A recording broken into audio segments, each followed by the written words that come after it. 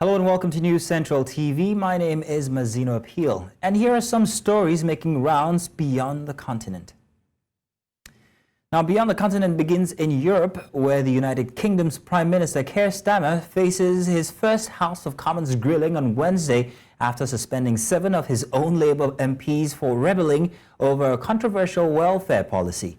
Starmer suspended the Labour rebel late Tuesday after they backed a motion demanding the removal of the contentious 2-child limit on benefits introduced by the previous Conservative government. Their votes supporting ending the cap introduced in 2015, in which it restricts payments to the first 2 born to most families, is an early test of Starmer's authority. Starmer's decision to suspend the whip from the group of left-wingers, which included former finance spokesperson John McDonnell, was seen as a show of ruthlessness from his new administration. Mr. Speaker, I'm glad in our exchanges so far we have maintained a cross-party consensus on important matters of foreign policy. And in that spirit today, I wanted to focus our exchange on Ukraine and national security. Can I thank the Leader of the Opposition for not only raising the question of Ukraine, but doing it in a way which can maintain the unity across this House, which has been so important to the Ukrainian people. And I can assure him that we are, of course, talking to Ukraine about how they deal with the Russian aggression that they are facing, have been facing for many, many months. This issue, look, we have a more severe crisis than we thought as we go through the books of the last 14 years. We must review the challenges. I know they don't like it. They don't like it. There was a reason the electorate rejected them so profoundly. In less than 3 weeks, he has had a significant rebellion and he has suspended 7 of his members of parliament, all for standing up for child poverty. This from a Labour government. The headlines are awful for the Prime Minister this morning. Poverty campaigners are furious with the Prime Minister. Is his honeymoon over before it's even begun? Now, to explore the broader implications of Starmer's decision, I am joined by a global affairs analyst, Otunba Olabode Oseni. Mr. Otunba, good evening to you. Welcome on the show here today. Good evening, Central News. Thank you for having me. You're welcome. Now, Otunba, let's talk about this. What are the immediate political implications of Prime Minister Keir Starmer's decision to suspend not 1, not 2, but 7 Labour MPs? There's no implication, I'll tell you, and I'll explain. Well, the seven rebels, as they want to be called or to be seen, I think they are more or less on their own, because there are 2 major aspects of part of ruling party. You can, if there's a free vote on certain things, you can choose to go either way. But then when it's something to do with the policy, if it's policy of the party, there will always be a kind of a guideline. And any member that does not want to toe the line of the party, where we have to, they can do whatever they do, at least the whip. The party can take a decision. And that's exactly what Starmer did. We should not forget that the reform of wanting to portray Labour Party as the far left or whatever, it had helped Labour to win the election. And the reformer leadership of Starmer, I think he has to show the public, the citizen, that he's in charge, that when they say something, they want to mean it. And that's, I think, what he has done. Well, the implications go further than just showing everybody exactly what his authority or where his authority lies. It also affects his standing inside of his own party as well. So the question now is, how exactly is he being viewed by his own party, especially among the left-wing faction? Again, as you can see, out of large majority of 300 and something members that won the election, if 7 were thrown out because they are not willing to comply, it's very, very insignificant. It doesn't make any difference to his leadership as we speak. So the other members see reason why they will have to comply. And to comply in any political, especially in Europe, does not mean you are going to be arm twisted. They are not going to force you to do whatever you don't want to do. And that's the reason why these 7 people choose not to go along with the policy of removing the cap for now. So I'm sorry, again, those 7 people, they are more or less on their own as we speak. Okay, well, let's talk about strategy now. Could this be seen as a strategic move by Keir Starmer himself? Perhaps maybe ramping up power, consolidating power, showing off authority within the Labour Party. If this is strategic, how? Your take, please. Yes, Starmer has to show leadership, a strong leadership. And again, that is exactly what he has done. He has to show the people, he has to show members of his party that he's in charge. And not in form of authoritarianism or anything, but the party look up to him that this is part of what we promised the public. This is what we say we are going to do. This is going to be part of our policies and so on and so forth. So with 7 out of majority of 100 and something, it's not going to have any effect on him immediately. And like I said, majority of his MPs are behind him. And that's why I think these people will have to understand that they are in minority, a very small minority. So Starmer has nothing to worry as we speak. So I've noted that they're not your favorite group of people. I'm talking about the suspended MPs, but let's still talk about them. What repercussions lies in wait for these suspended MPs, both politically and in their constituencies then? Okay, well, that's a good question. Don't forget that UK, as small as it is, they have different part of the country with different belief. Some part of the country are just like more of leftist believers. Some are in the center, some are in the right. So the consequence of these 7 sacked or suspended MPs, they will have to go and explain to them that the party did not take kind to what you represent. So all this can be negotiated again, this can be discussed, but again, when they go back to their constituency and explain to them, the likelihood that the constituents might be angry and say, look, majority of us are poor, we want this cap to be removed, we want the party to do that. But then again, do not forget that this is democracy. Minority will have their say, majority will have the way. So as it is, it's the majority of the MPs representing Labour Party, government in power, party in power, that take a decision, and it's now the individual MPs to explain what the situation is to their constituencies.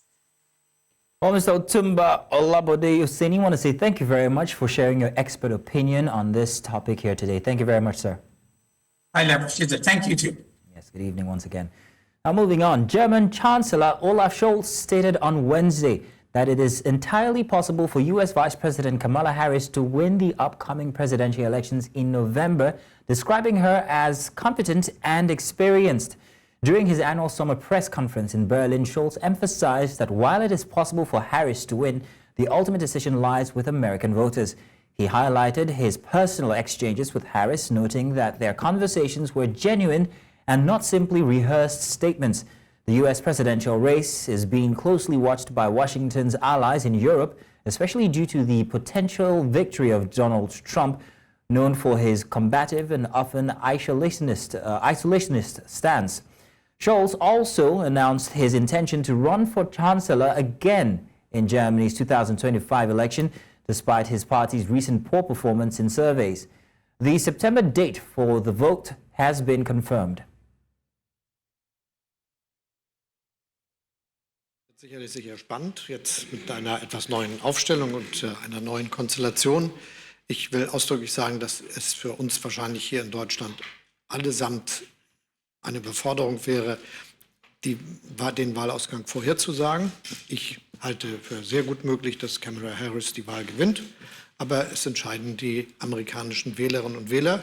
Und wie in den letzten gesagt habe, das ist eine kompetente und erfahrene Politikerin, die genau weiß, was sie tut und sehr klare Vorstellungen hat von der Rolle ihres Landes, von den Entwicklungen in der Welt, auch von den Herausforderungen, vor denen wir stehen. Und sie macht das auch sehr aus sich heraus. Ich führe ja viele Gespräche, auch genau. Und nein, die SPD ist eine sehr geschlossene Partei. Wir sind alle fest entschlossen, gemeinsam in den nächsten Bundestagswahlkampf zu ziehen und zu gewinnen. Und ich werde als Kanzler antreten, erneut Kanzler zu werden. And now in Southern America, Brazil's President Luiz Inácio Lula da Silva has called on world leaders to collaborate in finding solutions to hunger. Speaking at the launch of his Global Alliance Against Hunger, President Lula emphasized that hunger is the most degrading form of human deprivation and urged for collective action to address the issue.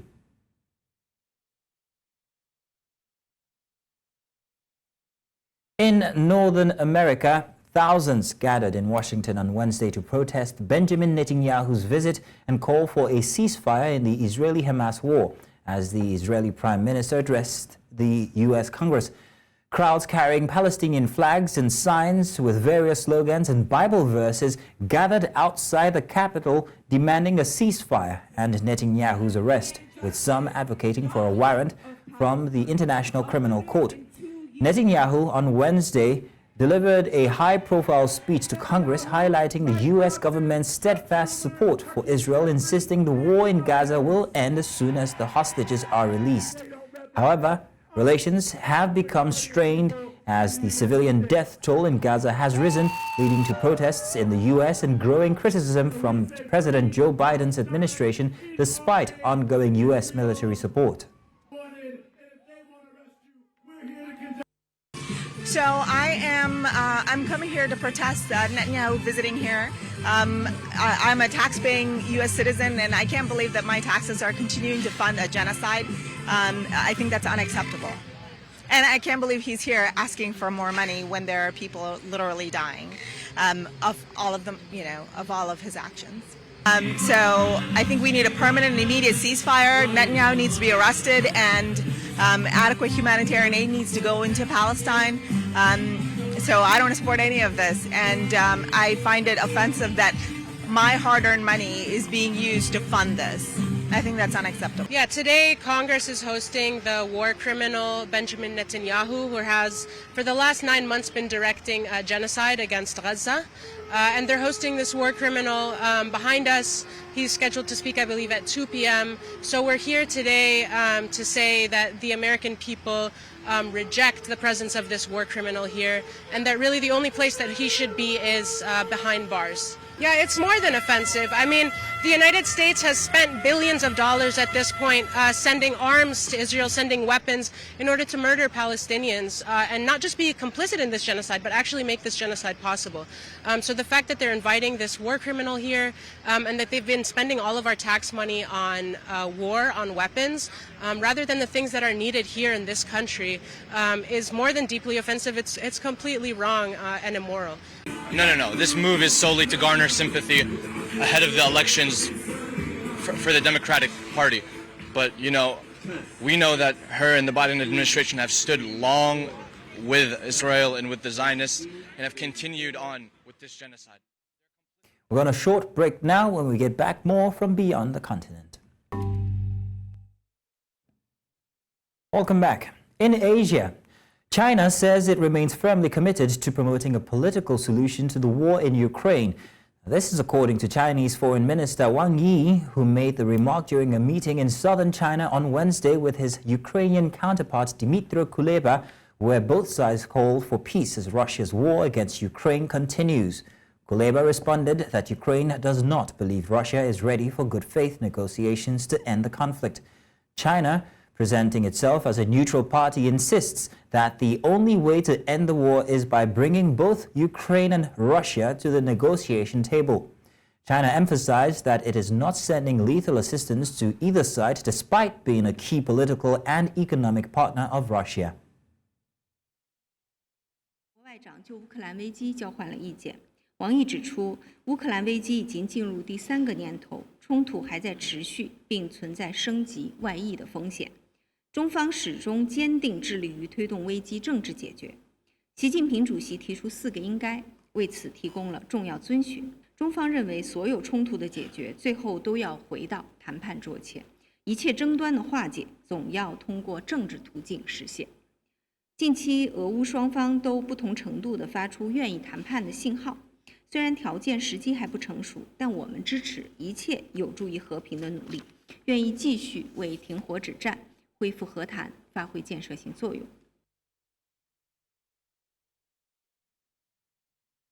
Now, relatives of victims of a plane crash in Kathmandu grieved outside a hospital where the bodies of their loved ones were taken. The passenger plane scheduled to fly on Nepal's busiest air route between Kathmandu and Pokhara, an important tourism hub, crashed on takeoff in Kathmandu. The pilot was rescued from the wreckage, but all 18 others aboard were killed on Wednesday. According to Nepali police spokesperson Dan Dahadur Kaki, the Syrian Airlines flight was carrying 2 crew members and 17 of the company's staff. Nepal has a woeful track record on aviation safety, having seen a spate of deadly light plane and helicopter crashes over the decades.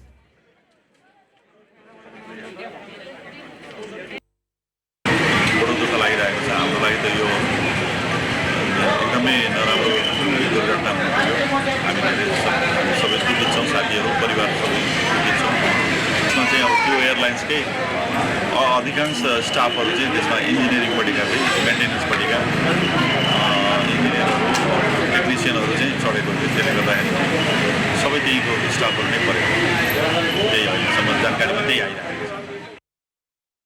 And garment factories and banks reopened in Bangladesh on Wednesday after authorities eased a curfew imposed to curtail deadly clashes triggered by student protests over civil service employment quotas.